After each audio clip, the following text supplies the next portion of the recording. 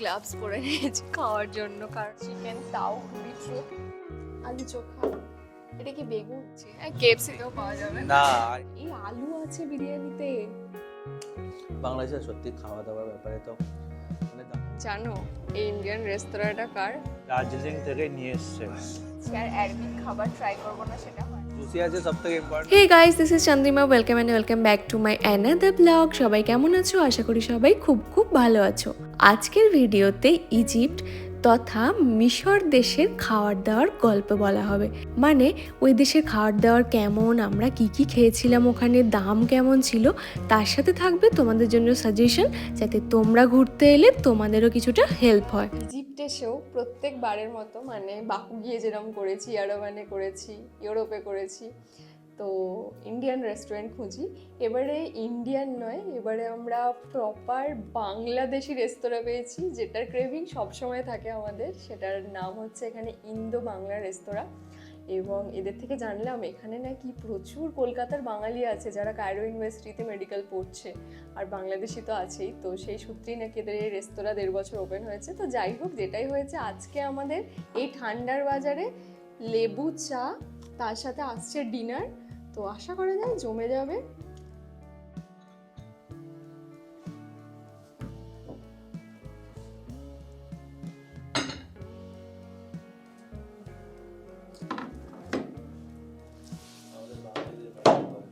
হ্যাঁ, আলু চোখা, এটা কি বেগুন?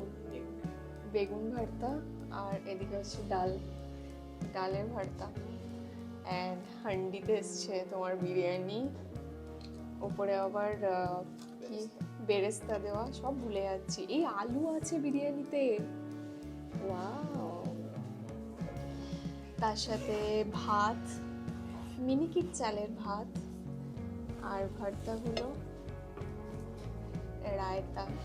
রায়তার সাথে স্যালাড, তার সাথে এই যে চিকেনের এটা পাতলা ঝোলই লাগছে, মোড়ক কারি, যেটা আমি চেয়েছিলাম। আজকে জমিয়ে লাঞ্চ হবে ভাই, সরি ডিনার। মাথা কাজ করছে না, প্রচুর খিদে পেয়েছে। সো চলো, আর কায়রো এলে একদম মাস্ট ট্রাই এই রেস্তোরাঁ। ডাউনটাউন থেকে খুব একটা দূরে নয়, একদমই কাছে। নীল নদী ক্রস করো, নাইল রিভার ক্রস করো, চলে এসো। চলো, লেটস স্টার্ট দ্য ডিনার। বিরিয়ানিটা খুব সুন্দর, আর এই যে চিকেনটা প্রচুর টেন্ডার আছে, তো সাথে আলুও রয়েছে। তো মানে বিদেশে বিরিয়ানি, বাংলাদেশের সত্যি খাওয়া দাওয়ার ব্যাপারে তো মানে দারুণই করে ওরা। আর এটাও বাইরেও খুব সুন্দর। এই চিকেন গ্রেভিটা আমি ট্রাই করবো, কারণ বিরিয়ানিটা এত সুন্দর না, আমি এখনো চিকেনে যেতেই পারিনি। খুব সুন্দর হয়েছে খাওয়া, আর বাকিটা আমরা দেখাবো তোমাদেরকে পুরোটা। কায়রো এলে এখানে আসবে।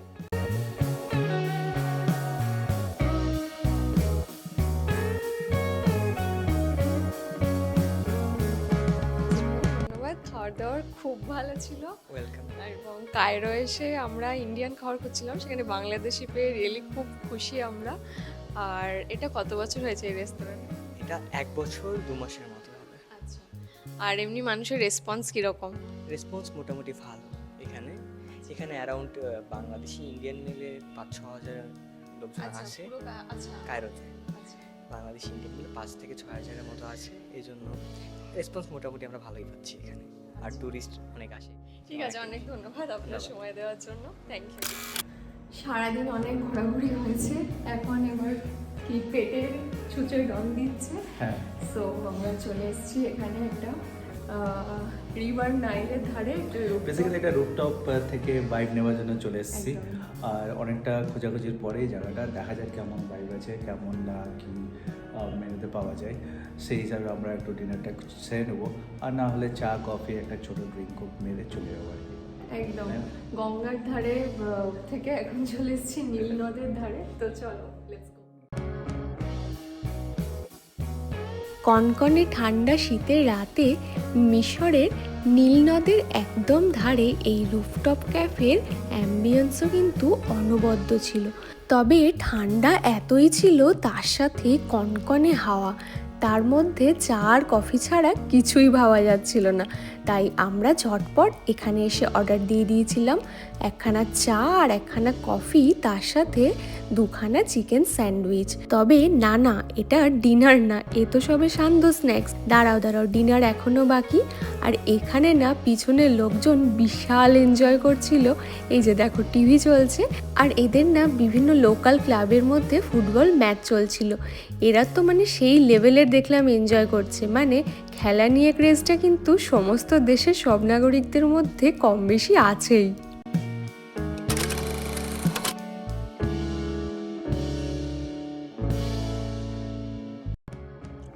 কালকের বাঙালি খাবারের পরে আজকে আমরা চলে এসেছি ইন্ডিয়ান খেতে। এবং জানো এই ইন্ডিয়ান রেস্তোরাঁটা কার?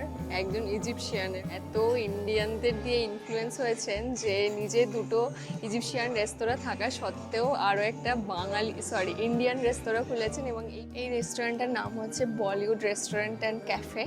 তো চারপাশে শুধু বলিউডের অ্যাম্বিয়েন্স আমি দেখিয়ে দিতে বলবো, দেখাচ্ছি পুরো লাগান থেকে ওম শান্তি ওম শোলে সমস্ত কিছুর পোস্টার লাগানো আছে। ঢুকতেই রেখাজির পোস্টার। তো মানে একটা অসাধারণ বেশ ভাইব আছে, মানে দেশি ভাইব, বিদেশে দেশি ভাইব আর কি যেটা হয়। পাশেই আছে কায়রো ইউনিভার্সিটি, যেখান থেকে নাকি হাজার হাজার ছেলেপুলে এখানে খেতে আসে। এবং তার মধ্যে আমরা অর্ডার করে নিয়েছি আজকে রুটি। ঠিক আছে, হাতে করা রুটি, তাওয়ার রুটি পাওয়া যাচ্ছে, যেটা বাইরে পাওয়া যায় না। ডাল মাখনি, কড়াই চিকেন, আর এখনও আমাদের মোমোটা দেয়নি, স্টিম মোমো অর্ডার করেছি। তাও ইজিপ্টে এসে আমরা মোমো খাবো এটা ধারণার বাইরে। বাকিটা খেয়ে তোমাদের রিভিউ দিচ্ছি।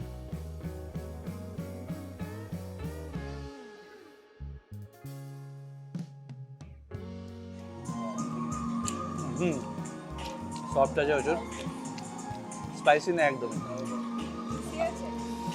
জুসি আছে। সব থেকে ইম্পর্টেন্ট হচ্ছে তোমার চাটনিটা হেভি আছে। যেটা জানতে পারলাম ওরা একজন দার্জিলিং থেকে নিয়ে এসছে, যে স্পেশালি অথেন্টিক মোমো বানাচ্ছে এখানে, আর জেনুইনলি খুব ভালো। মানে অনেক জায়গায় এমনি টেস্টের মোমো পাওয়া যায় না, এটা হেভি। ওভারঅল যে প্রাইস আছে ওই হিসাবে খাওয়ার টেস্ট মানে যথেষ্ট ভালো। মানে ওভারঅল যে প্রাইস আছে খাওয়ার টেস্ট। এই রেস্তোরাঁয় খাবারের আমাদের এক্সপিরিয়েন্স ভালোই ছিল, তবে খুব মারাত্মকভাবে আমরা এখানে স্ক্যামড হয়েছিলাম বিলিংয়ের টাইমে, যেটার গল্প তোমাদের আগেও বলেছি। তাই তোমরা কিন্তু যদি এখানে আসো তাহলে একটু সাবধানে থাকবে, মানে একটু দেখে শুনে নেবে বিল বা কি অ্যামাউন্ট হচ্ছে, কি ট্যাক্স কাটছে, এই সমস্ত কিছুগুলো।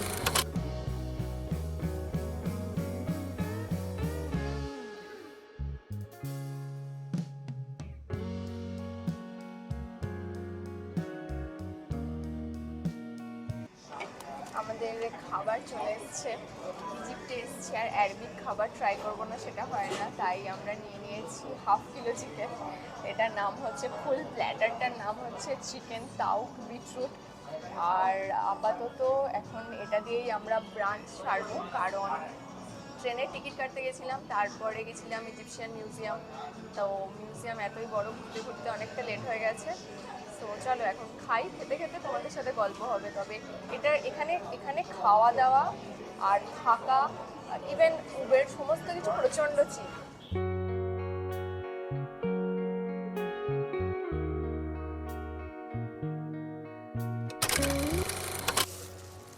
আজকে আমরা গ্লাভস পরে নিয়েছি খাওয়ার জন্য, কারণ এখানে কোনো বেসিনের সিঙ্কের সিস্টেম দেখছি না।